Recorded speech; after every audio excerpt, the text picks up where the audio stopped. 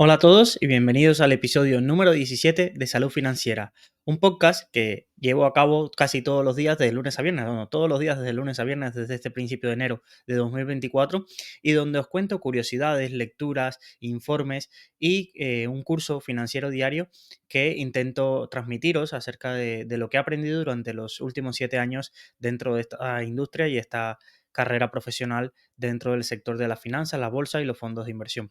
Ya sabéis que Salud Financiera es conducido en este caso, por Luis Ángel Hernández, que soy especialista en finanzas, sobre todo en análisis de brokers, detección de estafas financieras y que impartí durante dos años seguidos un curso de fondos de inversión en Rankia, donde trabajé anteriormente.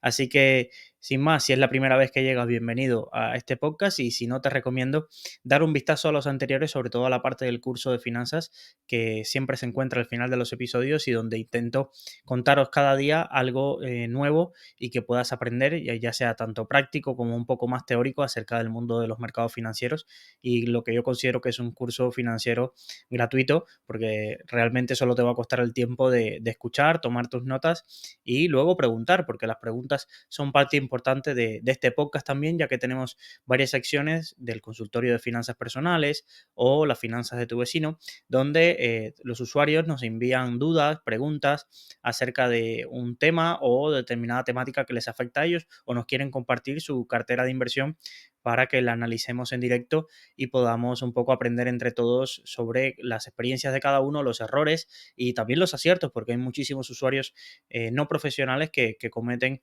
muchísimos aciertos y que muchas veces los errores son más que evidentes, pero hay usuarios particulares que tienen carteras que ya cualquier profesional quisiera tenerlo o rendimientos que cualquier profesional quisiera tenerlo. Como sabéis, también desde que empecé en enero he leído varios libros y os intento transmitir una historia o alguna curiosidad o alguna enseñanza de esos libros y siempre son los que forman parte de la sección diaria que aprendí hoy, que es un poco la que os transmito todas estas lecturas. Llevamos varios episodios con el libro de Chris Miller que fue recomendado por Obama y por muchísimos inversores acerca de la guerra de los chips, que más allá os diría que la última o la penúltimo capítulo son los que se dedican realmente a lo que es la actualidad, porque es un delicioso paseo acerca de la historia de los semiconductores, los chips y toda la industria desde la creación en los años 50 allá en Silicon Valley. Entonces, os recomiendo ese libro, pero ya os digo, no os dejéis llevar por el nombre, porque el nombre, sí es verdad que toda esta parte más geopolítica de actualidad se trata en los últimos capítulos, pero vas entendiendo un poco por qué está cada uno situado en esta industria.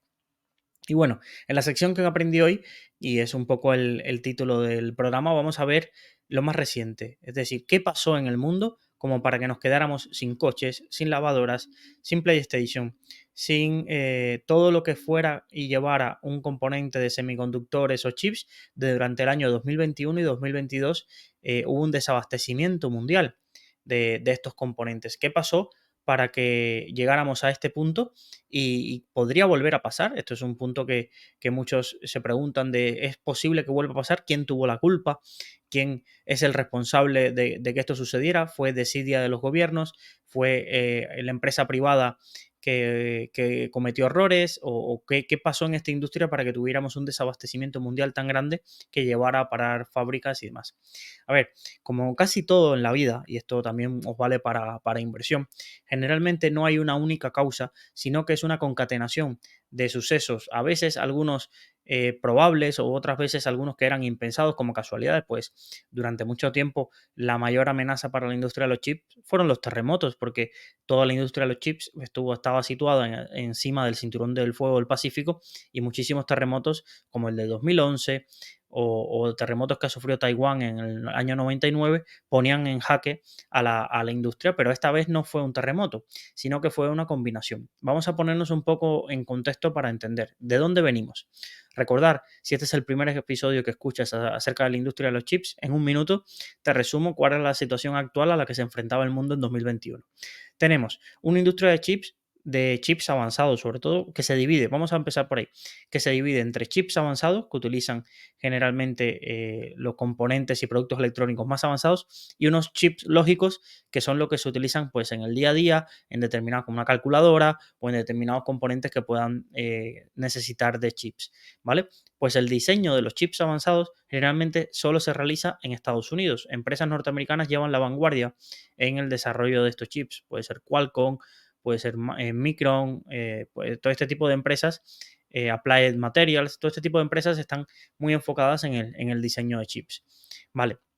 Luego tenemos que los chips avanzados solo se fabrican con unas maquinaria que fabrica solo una empresa de litografía holandesa, que es ASML, que tiene casi el 100% de la industria. A su vez, esta empresa necesita más de miles de distribuidores porque sus maquinarias tienen más de 400.000 400.000 componentes y cada máquina vale más de 100 millones de dólares. Es decir, las máquinas que fabrican chips avanzados también necesitan una cadena de distribución importante. Luego, la fabricación. La fabricación generalmente sí está un poco más distribuida, teniendo un líder global que es Taiwan Semiconductores, que está en Taiwán, pero Samsung también fabrica, Intel también fabrica, hay otras empresas norteamericanas que fabrican en pequeñas dimensiones. China ha empezado a desarrollar su industria de fabricación de chips y también todavía tenemos la parte de Japón que fabrica algunos componentes. Eso está un poquito más distribuido, aunque sí es verdad que hay en Europa también se fabrica un poco, pero sí es verdad que está más distribuido, aunque los chips avanzados generalmente siempre dependen de Taiwan Semiconductores, esa fabricación de chips avanzados, porque es quien tiene la capacidad para comprarle las máquinas de litografía avanzada a SML y puede desarrollar eso. Además, ¿qué tenemos en todo este ambiente?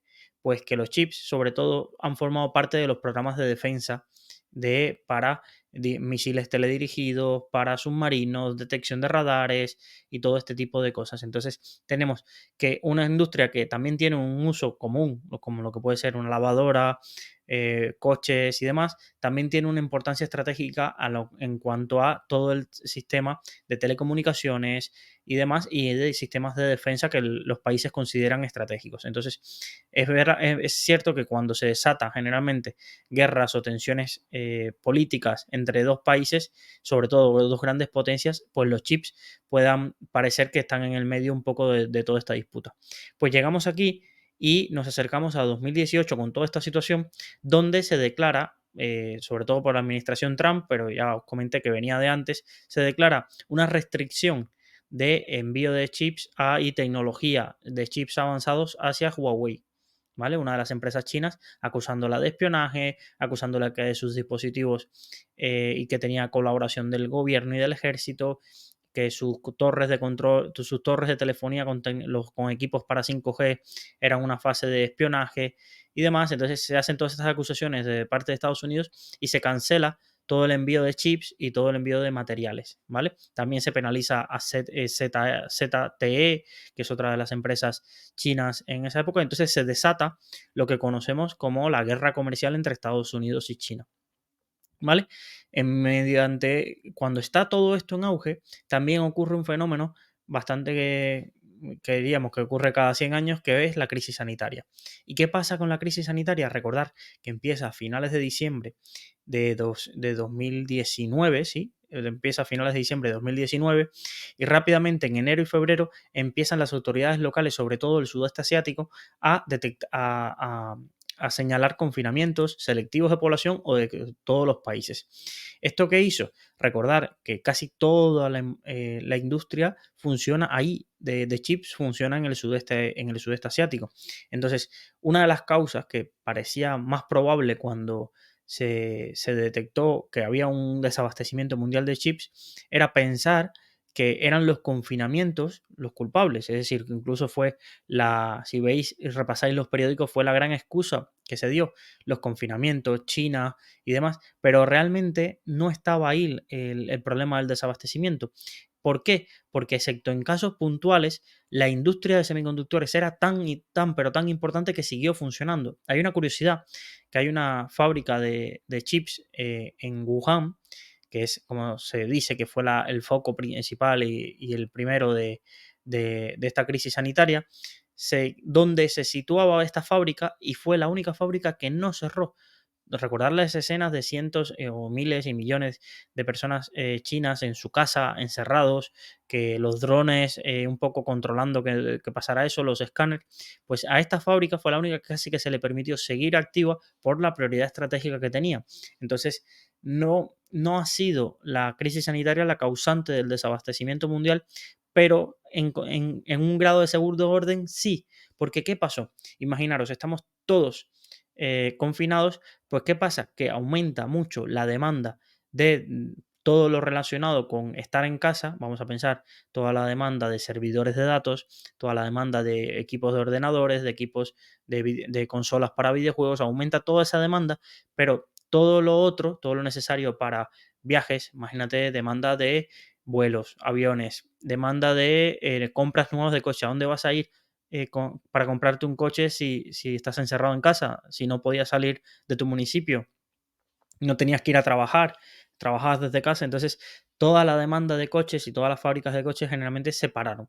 Entonces, ¿qué fue lo que tensionó a todas estas industrias? Que todas había un pico de volatilidad en la demanda muy grande de chips, es decir, empresas que necesitaban muchísimos chips durante la demanda y que aumentaron muchísimo sus pedidos para poder seguir con su fabricación, toda esta parte, todos estos componentes que estaban más relacionados con casa o los servidores para todo el negocio en la nube y ampliar capacidades y demás, todos estos aumentaron exponencialmente su demanda de chips para poder producir y seguir con su actividad, y a la vez una drástica caída de los chips solicitados por la industria, sobre todo industria automovilística. Porque os tengáis una idea, más o menos un coche lleva 1000 chips avanzados.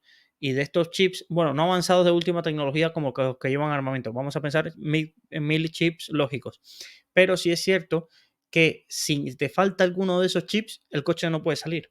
No puede salir porque no funciona todo el sistema del coche que va ahora generalmente relacionado a ordenadores. Sabéis que los coches modernos casi generalmente ya llevan un ordenador, y ya que os voy a decir de todo el sistema de coche eléctrico y todo este punto, todo el software, por ejemplo, que lleva Tesla, sin los chips no podían funcionar y no podían avanzar, y entonces hubo bastantes retrasos en ese sentido. Entonces, ¿qué pasó? Que con la reapertura seguimos teniendo toda esta demanda de pico de demanda que existe de aquí, pero la industria no era capaz de satisfacer a esta industria automovilística, que era como si no hubiera pasado nada. Es decir, oye, yo ha pasado un año que no te he pedido chips, no te he pedido componentes, y ahora después de un año voy a pedírtelos y quiero que esta cadena de suministro siga funcionando tal cual y como estábamos operando. Y lo que se encontraron es que no había.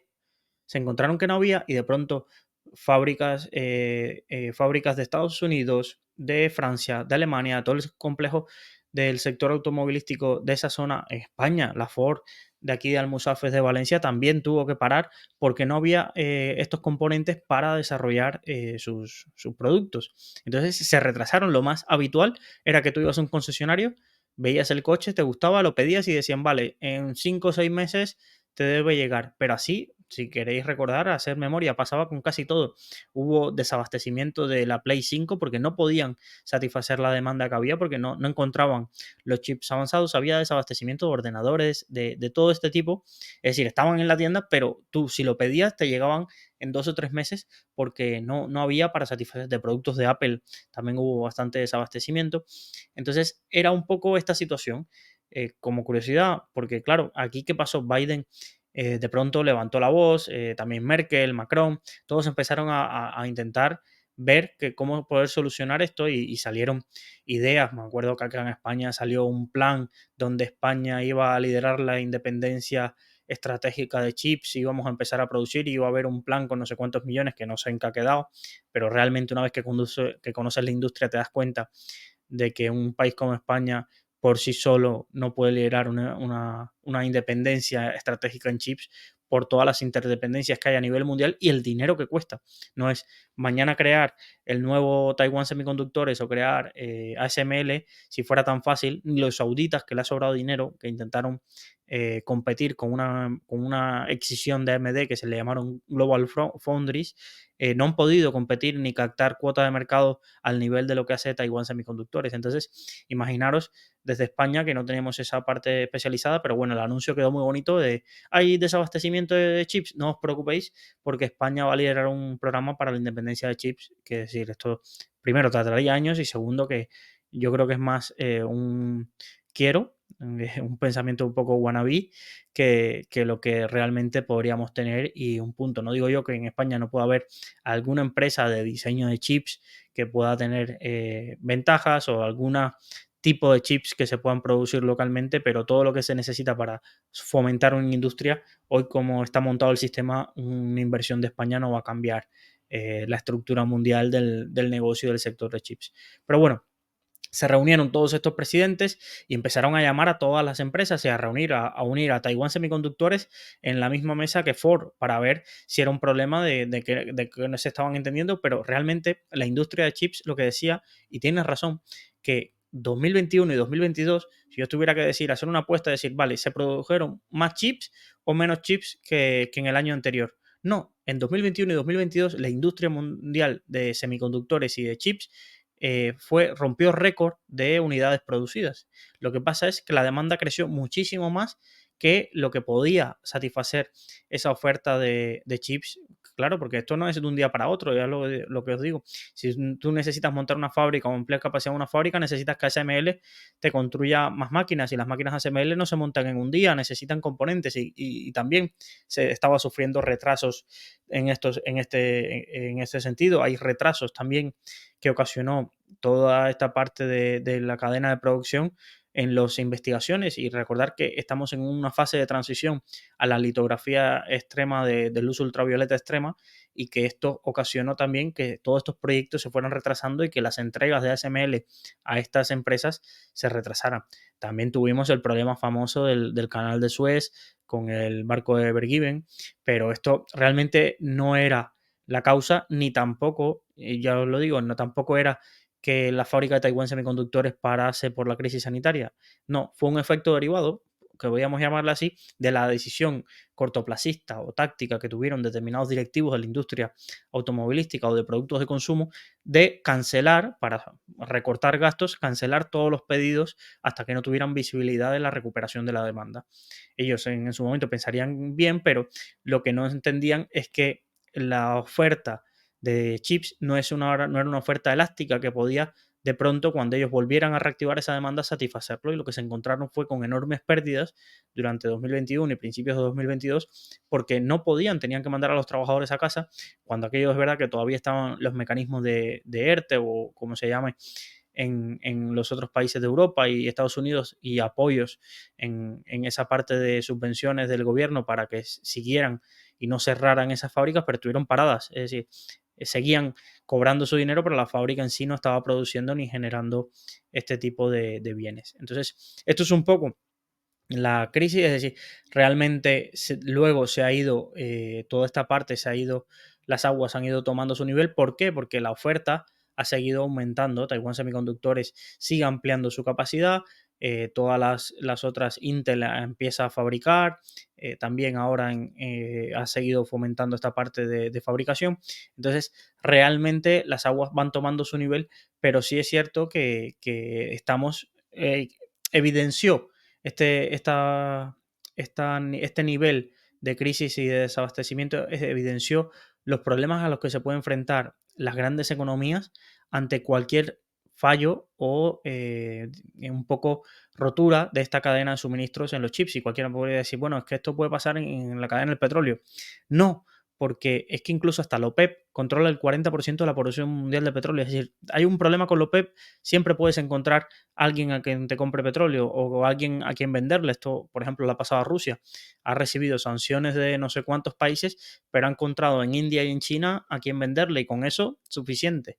Entonces, realmente en los otros mercados hay vías de escape, pero aquí ASML deja de avanzar en su tecnología de luz ultravioleta extrema o sufre retrasos en algunos de sus componentes, o hay algún tipo de huelga en Holanda y en sus fábricas que afecte, o hay un terremoto en Taiwán, en las instalaciones de Taiwán Semiconductores, o problemas en Japón y demás, y toda la industria mundial se colapsaría ¿Por qué? Porque no hay suficiente, o no hay otra alternativa. Es decir, no hay una alternativa creciente en Brasil que esté produciendo chips o alguien en Oriente Medio que esté desarrollando ese tipo de tecnologías. Entonces, es bueno entender esto porque la historia siempre vuelve a repetirse y en una cadena tan frágil como esta, a no ser que cambien los equilibrios de poder, China está intentando buscar su autonomía, pero a no ser que cambien estos equilibrios de poder, va a haber mucha interdependencia y quizás no es malo del todo que existe esta interdependencia y os voy a poner un ejemplo.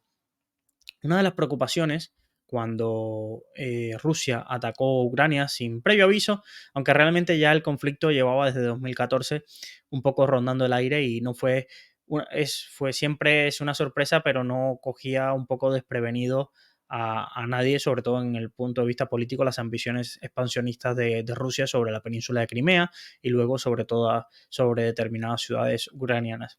Entonces, una de las cosas que alertó es que esa guerra podría haber la veda de cómo Estados Unidos y la OTAN estaban muy enfocados en aguantar y ayudar a que Ucrania sobreviviese, se podía abrir una ventana de oportunidad en que China aprovechase para atacar y anexionarse Taiwán.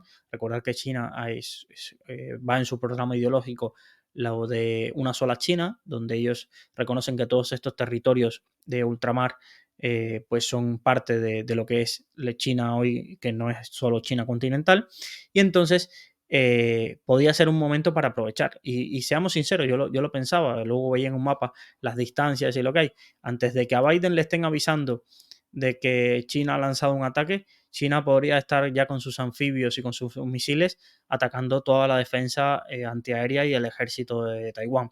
Antes de que Biden pudiera movilizar sus bases navales o bases en toda la región, ya básicamente podría haber alguien del Ejército Popular Chino sentado en el Parlamento taiwanés. Entonces, esto es como cuando nosotros en Cuba decíamos, no, es que Estados Unidos no nos ataca porque, nosotros seríamos muy complicados. Es decir, Estados Unidos sin gastar un soldado podría, desde todas sus bases en la Florida, en New Orleans y demás, lanzar ataques hacia Cuba y antes que nos diéramos cuenta, toda la industria armamentística cubana quedaría hecha cenizas.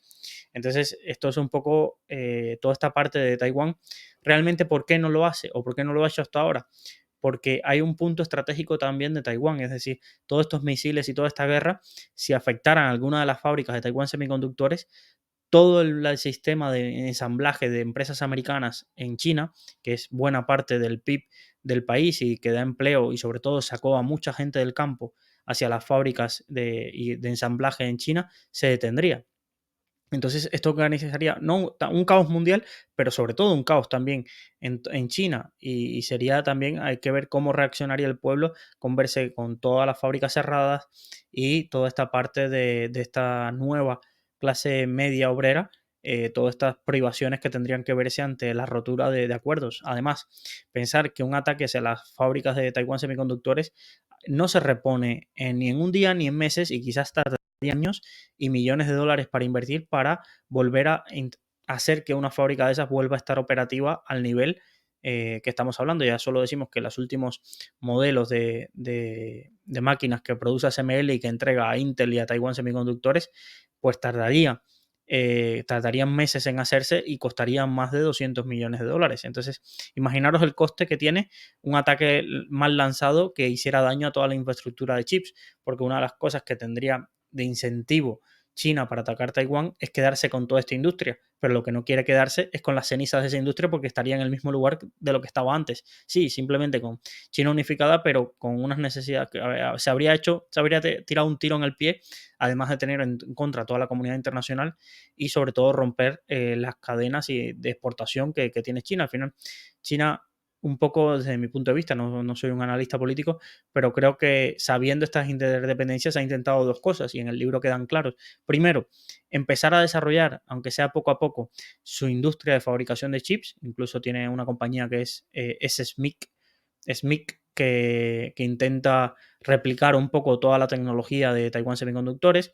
También ha intentado, por su brazo financiero, intentar ir comprando y salir y comprar empresas o participaciones en empresas estratégicas. Incluso el gobierno de Estados Unidos y sobre todo la Secretaría de Estado de Comercio ha prohibido muchísimas adquisiciones de fondos de inversión chinos que incluso quisieron hacerse con Micron, quisieron hacerse con Applied Materials, han lanzado un montón de OPA sobre empresas americanas que han sido rechazadas porque se veía que eran brazos financieros chinos que querían hacerse con empresas estratégicas norteamericanas de este sector para transferir toda la tecnología a China. Entonces, un poco China lo que ha intentado es en este punto intentar que con los productos de consumo que ellos fabrican, intentar competir e inundar los mercados occidentales y sobre todo emergentes con este tipo de productos. Y si volvemos uno o dos episodios atrás, el propio Elon Musk se quejaba de que o Estados Unidos ponía aranceles a este tipo de producciones, en este caso al coche eléctrico, los coches eléctricos chinos y a la industria automovilística china, o no iba a quedar sector automovilístico norteamericano ni de renovables, como ya pasó. No sé si sabéis, quizás da para otro podcast, que buena parte de la industria de producción de placas solares norteamericanas ha quebrado en la última década debido a la inundación de producto muy bueno y barato chino en comparación. Y sobre todo las acusaciones que hay acerca de las subvenciones que da Pekín a este tipo de empresas para que puedan producir tan barato y reducir los costes e inundar todo el mundo con sus productos. Entonces, aquí la realidad es que la industria de paneles solares, casi todo hoy en día depende de China, y entonces las nuevas áreas de batalla pues son este punto de los coches eléctricos y sobre todo la tecnología de móviles, que como sabéis también Huawei, una de las cosas que es penalizada es porque casi estaba dominando todos los equipos de telefonía de implantación del 5G, no solo en países emergentes, sino que ya quería expandirse a mercados como Australia, Reino Unido y demás. ¿Vale? Entonces, esta es un poco la situación geopolítica alrededor de los chips. Yo creo que durante los próximos años seguiremos hablando y será tema frecuente este punto de desabastecimiento porque no puede, toda esta potencia alrededor de la inteligencia artificial, todo este crecimiento de desarrolladores de chips avanzados como puede ser Nvidia, pues necesita de una estructura y un funcionamiento adecuado de esta cadena de suministros y la cual es muy frágil porque depende de países que son archienemigos y de países que tienen recelos entre sí y de realmente muchísimas empresas pequeñas que tienen componentes para suministrar a los grandes monopolísticos de esta producción que pueden ser Taiwan Semiconductores y la empresa ASML. Más Samsung, que también nos olvidamos de Samsung, pero creo que en el siguiente episodio le dedicaremos un apartado a la historia de Samsung porque es súper interesante toda la historia de los conglomerados empresariales coreanos, de Corea del Sur, evidentemente, tienen muchísima historia e interés, pero Samsung tiene una historia bastante curiosa y sobre todo en la apuesta por el mercado de chips. Entonces, hasta aquí un poco la sección que aprendí hoy acerca de toda esta guerra y todo este desabastecimiento de chips y vamos al apartado del curso de la píldora financiera diaria que nos quedamos ayer en toda esta parte de las subastas y cómo funciona el mercado español, la subasta de apertura, cierre y las subastas de volatilidad. Y había dos situaciones especiales o dos estructuras de mercado que no habíamos abordado, pero que me parecen interesantes que al menos por cultura general integral sepáis que existe, ¿vale? Y es lo que vamos a abordar hoy. En primer lugar, quiero enseñaros qué es el mercado de fixing, ¿vale? Y el mercado de fixing es una forma de negociación que se establece para valores o para acciones que tienen muy poca liquidez. Entonces, para evitar la manipulación de mercado sobre esos valores que tienen poca liquidez, recordar que liquidez es que hay poca gente interesada en comprar y vender en el día, es decir, no se están negociando a toda hora numerosas órdenes para establecer un precio, pues para proteger ese tipo de valores y la negociación en esos valores, se establece un modelo de contratación que se llama fixing. ¿Y el fixing en qué consiste? Es dos subastas, ¿vale? Primero empieza a las 9 de la mañana, empieza una subasta de apertura que va a ir desde las 9 hasta las 12, ¿vale? Entonces, en esas 12 tenemos de 8 y media, perdón, 8 y media, ya tenía de las 9 no recuerdo, ahora que lo tenía que apuntado, de 8 y media a 12, con un cierre aleatorio de 30 segundos. Recordar que como en cualquier subasta, tú no puedes ejecutar órdenes ahí durante la subasta, sino cuando cierre la subasta, al precio resultante de la subasta, si tú has enviado órdenes, a ese precio se te ejecutarán. ¿Tú qué sí puedes ver durante la subasta? cuál es el precio que va fluctuando, el precio de equilibrio de las subastas, puedes ver el volumen que hay y en caso de que no hay un precio fijado, la compra y venta más cercana que hay, es decir, el spread más cercano que hay sobre un precio determinado, ¿vale? Luego tenemos esa subasta cierra, aquí sería la primera negociación. Yo recuerdo haber negociado, sobre todo en De Giro, algunos valores en esta negociación y es curioso porque tú envías la orden, te olvidas, pero a las 12 generalmente iba a ver si se me había ejecutado y a qué precio se me había ejecutado, porque recordad que muchos de los brokers low cost, todo esto que os comento, que tú puedes ver el precio al que se está evolucionando la subasta, no se ve, sino que son en brokers que son miembros de mercado que sí tienen esa información, porque puedes acceder ahí a la subasta. Entonces yo lo que accedía era enviaba mi orden y cuando salía el precio de la subasta, pues se me asignaban las acciones que quería. ¿Vale? Luego hay una subasta de cierre que va desde que termine la subasta de apertura, que recordad que siempre hay un cierre aleatorio de 30 segundos, pues desde que termine ese cierre, ¿vale? Hasta las 4 de la tarde hay la siguiente subasta de cierre con las mismas características. Entonces, este mercado de fixing abre un poquito antes, 8:30, y cierra una hora y media antes que el mercado tradicional. Vale, ¿qué acciones están aquí? Como os dije, las que tienen menos liquidez, por ejemplo. En el segmento de fixing se negocian muchas SICAP que todavía existen en España, que son estos vehículos muy parecidos a los fondos de inversión, pero cotizados en bolsa, es decir, que se pueden comprar y vender participaciones todo el día, que ya lo veremos en el curso un poco cómo funcionan, pero más adelante todavía nos queda bastante para llegar a la SICAP.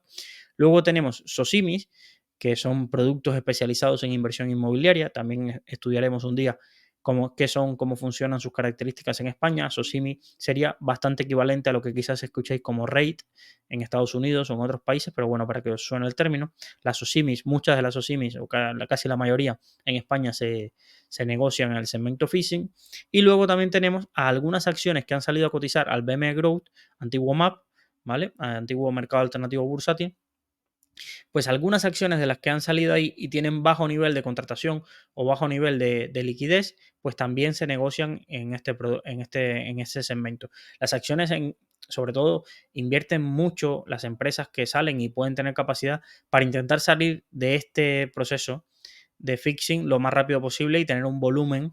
Por eso les interesa muchas veces comunicar a los accionistas retail, que somos nosotros, que somos los que quizás estamos más activos. ¿Por qué? Porque cuando van a ver a fondos institucionales o a grandes entidades para que compren una parte de sus acciones o convencer a alguien para que entren al accionariado y ve que está este modelo de fixing, pues no es realmente muy atractivo para la liquidez de estos fondos que necesitan poder asegurar que si en algún momento quieren vender pueden deshacer su posición en un plazo razonable, ¿vale? Entonces, este mercado de fixing, muchas empresas intentan salir, pero es un indicativo de que si tu empresa se negocia en fixing, es realmente porque existe muy poco volumen y tenéis que tener cuidado al entrar en ellas porque ya no es tan fácil salir y ante cualquier noticia, este tipo de subastas, valores pueden estar en subasta mucho tiempo y no encontrar un equilibrio hasta un precio bastante inferior, ¿vale? Entonces, tener cuidado, aquí no vale lo de, ay, me salgo con una orden a mercado. En las subastas de este tipo, las órdenes de mercado se ejecutan al precio de subasta, no vas a salir antes o después, es decir, o a las 12 o a las 4, no porque tú mandes una orden a mercado vas a poder eliminar tu posición a las 10 de la mañana, ¿vale? Entonces, tenerlo en cuenta porque esto es importante. Vale, hasta aquí lo que era el fixing, no tiene más. Podéis consultar qué valores están en el fixing en la newsletter, pongo el enlace, pero realmente ponéis bolsa y mercados españoles fixing, entráis a la web del BME Growth y ahí hay un listado y podéis encontrar, hay una columna que pone qué valores están en fixing y qué valores están en continuo, ¿vale? Son las dos categorías que se pueden estar negociando. Que hay valores en continuo que también se negocian un poco, pero bueno, esto ya es otro debate. ¿Vale? Entonces, el siguiente punto que os quería enseñar hoy es el mercado de bloques. Y quizás este sí no lo habéis escuchado nunca. ¿Qué es un bloque? ¿Vale? Un bloque es un paquete grande de acciones, es decir, de un gran tamaño. Luego veremos cuánto es ese tamaño en realidad. Que determinadas accionistas o determinados fondos institucionales deciden negociar, pero para evitar que no afecte al precio, ¿vale? De un valor se negocia por fuera. Es decir, yo estoy delante de mi pantalla en mi broker viendo el libro de órdenes y los bloques se pueden estar negociando por fuera y yo no verlo ese impacto ni en el precio ni en el libro de órdenes, ¿vale? ¿Por qué se hace esto? Os lo voy a explicar con un ejemplo que escribí en la newsletter, pero creo que era bastante sencillo. Imaginaros que yo soy un fondo de inversión, Cobas, por ejemplo, y tengo 1 millón de acciones de Inditex y hago un consejo de inversión y decido que Inditex ha subido mucho y que yo voy a vender, ¿vale? Si no existiese un mercado de bloques, lo que tendría que hacer ese gestor es decirle a su operador, es decir, casi todas las gestoras grandes tienen a alguien especializado que es el que le termina comprando y vendiendo las acciones. Entonces, esa persona tendría, oye, necesitamos deshacernos de este millón, y esa persona no tendría más que lanzar órdenes al mercado a través de brokers, que ellos tienen generalmente prime brokers contratados, y al precio que se encuentren en ese momento, deshacerse. Si el gestor se quiere deshacer rápido, pues tendría que utilizar órdenes a mercados. Imaginaros 1 millón de acciones, venderlas, pues barrerías quizás todo el libro de órdenes por la parte de compra. Es decir, toda la gente que quiere comprarlo barrerías y encontrando precios muy, muy inadecuados. Y segundo, le señalarías al mercado, de pronto alguien ve que alguien acaba de poner 1 millón de acciones a la venta. Entonces puede decir, oye, aquí, ¿qué ha visto este que está vendiendo? Pues vamos a vender todos, y aquí entrarían los sistemas automatizados de trading, que también los que utilizan high frequency trading, que verían esto y podrían ponerse corto o pedir prestadas acciones para ponerse corto para inducir aún más a la baja el precio de esa venta numerosa que se quiere realizar. Entonces, el destrozo podría ser bastante grande para esa gestora o ese fondo institucional que quiere vender esa cantidad. Y también para el precio de la compañía, porque que Cobas, imagínate, haya decidido vender, no puede ser por 18.000 razones, no porque piense que la compañía se merece un precio inferior y determinado, pero puede tener este impacto y lo tiene. Es decir, cuando un institucional muchas veces sale y no utiliza el mercado de bloques, ya sea por costos o por lo que sea, a veces se detectan estos grandes volúmenes moviéndose en mercado a través del libro de órdenes y afecta bastante al precio. Vale, pues entonces lo que se habilita con este mercado de bloques, que ya os digo que está abierto de 9 a 5 y media de la tarde, es que el broker o la gestora que quiera vender un paquete, este paquete de 1 millón, pueda hacerlo con otra parte que ya haya convenido y traspasarse esas acciones a un precio que ellos determinen sin pasar por el libro de órdenes. Imaginaros, yo soy Cobas, quiero vender 1 millón de acciones y se levanta el teléfono. Generalmente estas empresas tienen contratado brokers que les hacen este trabajo, levantan el teléfono y le llaman a Citi. Oye, Citi, encuéntrame a alguien que quiera 1 millón de acciones de Inditex a este precio o un spread por arriba y por abajo de este precio. Y ese broker se encarga de buscar quién quiere 1 millón de acciones, llama a sus clientes, llama a determinados fondos. Oye, tengo un paquete, le llamamos generalmente paquete, no le llaman bloque, de 1 millón de acciones de Inditex. ¿Lo quieres? Sí, vale, lo quiero. Pero negociame el precio, vale. Y entonces este broker intermediario, que generalmente es un prime broker, los Morgan Stanley, Merrill Lynch, Santander y demás, son los que terminan ejecutando la operación en un mercado de bloques y quedándose una comisión, que es un poco lo que ganan. Por eso levantan el teléfono y empiezan a llamar a todos sus clientes. Esto en alguna película se ve un poco la colocación de este tipo de valores y toda la negociación que existe, ¿vale? Los mercados de bloques dependen también de, no puedes yo decir, yo que quiero comprar 100.000 euros de determinada acción, voy a hacerlo a través de un bloque. No, se necesita que según el volumen medio que se negocie de esa acción, pues será el tamaño mínimo que necesitas de una orden para considerarse que puedas aplicarte al mercado de bloques. Esto un poco tiene lógica.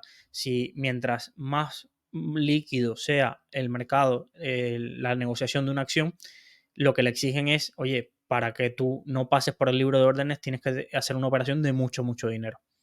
Si la acción es muy poco líquida, con casi 15.000 euros ya podrías hacer un bloque, ¿vale? Pero generalmente en acciones, por ejemplo, del IBEX 35 ya necesitarías más de 500.000 euros para poder hacer un bloque y saltarte el libro de órdenes y hacerlo con una contraparte en ese mercado.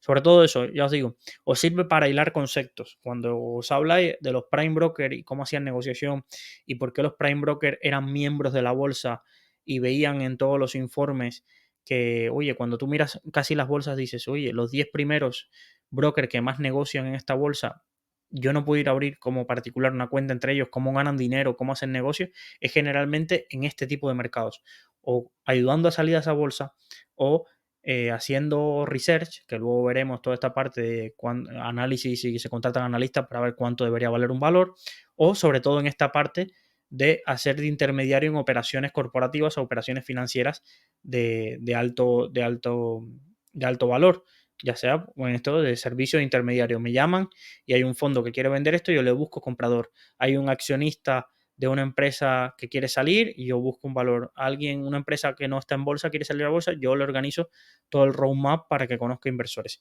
Y un poco así funciona el mercado de bloques y yo creo que es un desconocido. Se puede consultar, hay un boletín que la gente desconoce, pero hay un boletín diario de las bolsas que es un resumen que se hace al final de la tarde. Yo generalmente lo consultaba al día siguiente y hay un apartado, yo usaba control F y buscaba el apartado de bloques y se puede ver qué acciones el día anterior se hicieron bloques, de qué tamaño y sobre todo cuando hay ruido en una acción es interesante ver los bloques al día siguiente para ver si hay inversores institucionales que se están desprendiendo fuera del mercado de importantes paquetes accionariales y a qué precios se están transando esos paquetes o con qué descuento.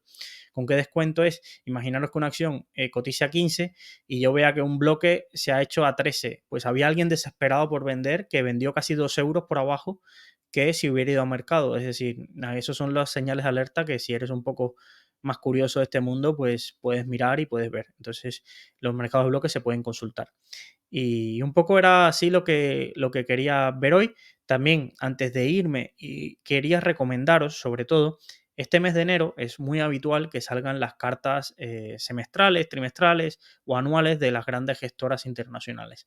Entonces, yo generalmente, esto ahora tienes muchas herramientas, puedes coger su enlace de la carta y pasárselo a ChatGPT y que te haga un resumen. Aquí puedes utilizar o leértelas. Algunas no son tan extensas, algunas tienen 5 o 6 páginas, pero por ejemplo las de Oro y Numantia son más extensas y siempre son interesantes de leer. Aquí ya te digo, según el tiempo que tenga cada uno, pero son recomendables las lecturas para hacerte una visión de los inversores profesionales que están haciendo. Entonces, vamos a un poco a separar, es decir, las cartas nacionales las puedes ver un poco agrupadas siguiendo las cuentas de estas gestoras españolas, siguiendo, por ejemplo, a Bayern Hall, a Cobas, Magallanes, a Oros, a Bestinver, generalmente tienen cartas bastante amplias, a toda esta parte de nuevos gestores Value, Numantia.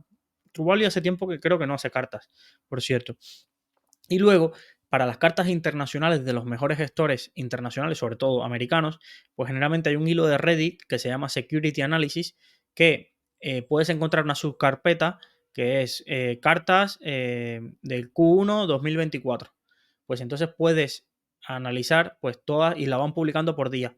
Estas son las cartas que han salido y sobre todo este primer mes y hasta el 15 de febrero, que ya generalmente en Estados Unidos se harán públicas las posiciones de que tenían a 31 de diciembre los principales fondos, eso se hace a 15 de febrero, tienen como plazo máximo hasta ahí.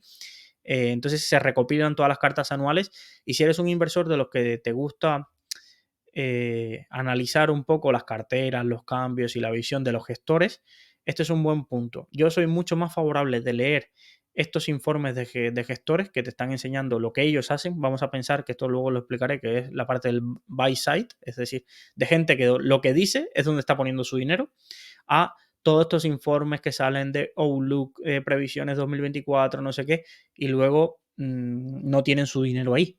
Entonces, tener en cuenta eso de que estos para mí son muchísimo más interesantes. Entonces, yo esta semana, por ejemplo, he leído 4 informes. He leído el de Bayern Hall, sobre todo pensar que Bayern Hall tiene un fondo de renta variable, un flexible y uno de renta fija, resumiendo mucho. En renta fija no ve clara la situación de si van a bajar los tipos y prefiere mantenerse tranquilo en este sentido, no hacer grandes cambios. Ya tiene una cartera bien formada y demás. Ha reducido un poco de deuda bancaria que tenía, sobre todo de Ibercaja y Cajamar. En la parte de acciones, lo que ha hecho básicamente es reducir peso de las 7 magníficos, es decir, de las compañías norteamericanas que habían crecido muchísimo, ha bajado peso ahí. Y en el flexible lo que ha hecho es aumentar un poco el peso de la distribución 60-40 de la renta fija y renta variable. Creo que un poco por ahí es lo que ha hecho. En cuanto a Oros, por ejemplo, que es una gestora boutique de análisis fundamental value española, que tiene 2 fondos, uno español y otro internacional, Básicamente no suele mover mucho las carteras, suelen cambiar una o dos compañías en ambos fondos cada semestre o cada año, y un poco la principal apuesta, por ejemplo, en España es Catalana Occidente. Además, ha entrado ahora en una situación especial porque esperan una OPA de exclusión, es decir, que eso lo vimos en el curso, que terminen comprando el 100% de las acciones con un poco de prima, es decir, con un poco de precio superior al que hay ahora de NH Hoteles, que hay un grupo que ya tiene el 95% y que es una OPA que se paralizó y que ahora debería cumplirse. Y, por ejemplo, salen de Inmobiliaria Sur por un poco que dejan entrever como que el management no está haciendo nada como para hacer ver al mercado de que la empresa tiene un valor superior al que está cotizando. Y un poco así ha sido esa carta. Javier Ruiz, que es el gestor principal, y además hay dos, Alejandro y Miguel, pero el gestor principal es Javier Ruiz. Siempre da pinceladas muy interesantes porque está muy al día de lecturas de grandes inversores como puede ser Howard Mark o Michael Mauboussin, o determinados tipos de analistas o de economía austriaca y demás. Y entonces, más allá de leer lo que compre, lo que vende, siempre aprendes algo en su carta interesante. Y son extensas, es verdad que no son de las que te lees en 5 minutos, pero a veces vale sentarse y leerlas. Y en cuanto a Numantia, pues un poco sigue su apuesta por Tesla, y sobre todo ay, se me ha ido de la mente esta compañía que tiene varias spin-off, pero luego podéis verla, buscar Numantia Patrimonio Global, las principales posiciones, y encontraréis. No suele tampoco, sobre todo las principales posiciones ya llevan bastantes años en cartera, y realmente no suele cambiar mucho. Luego hay otra componente que sí es más táctico y va cambiando, pero suele tener una cartera bastante concentrada y bastante, sobre todo el top 10, bastante similar alrededor de los años, y es uno de los gestores españoles individuales que más seguimiento tiene. Todavía creo que no ha salido ni la de Cobas ni de Valor. No sé si finalmente habrá, pero espero que sí. Pero creo que no ha salido, y imagino que es costumbre en estas gestoras estirar hasta el plazo casi de desvelar las carteras ese lanzamiento de la carta. Bestinver creo que sí ya sacó su visión anual y semestral. Y sobre todo los internacionales, los principales fondos internacionales sí ya han empezado a salir, y lo podéis encontrar en el hilo este de Reddit que os comenté. Un poco de cultura por si queréis leer. También, por ejemplo, el informe de GVC Gaesco, sobre todo para empresas españolas y europeas, siempre es interesante pegarle un vistazo a qué están viendo de valor, sobre todo los gestores de GVC Gaesco, sobre todo en España, y tienen un servicio de análisis bastante bueno, y compañías europeas. Entonces, pegarle un vistazo en ese sentido. Y sin más, llegamos al final de Salud Financiera, de este episodio número 17 de Salud Financiera. Espero que os haya servido, y nos vemos mañana en un próximo episodio aquí en Salud Financiera.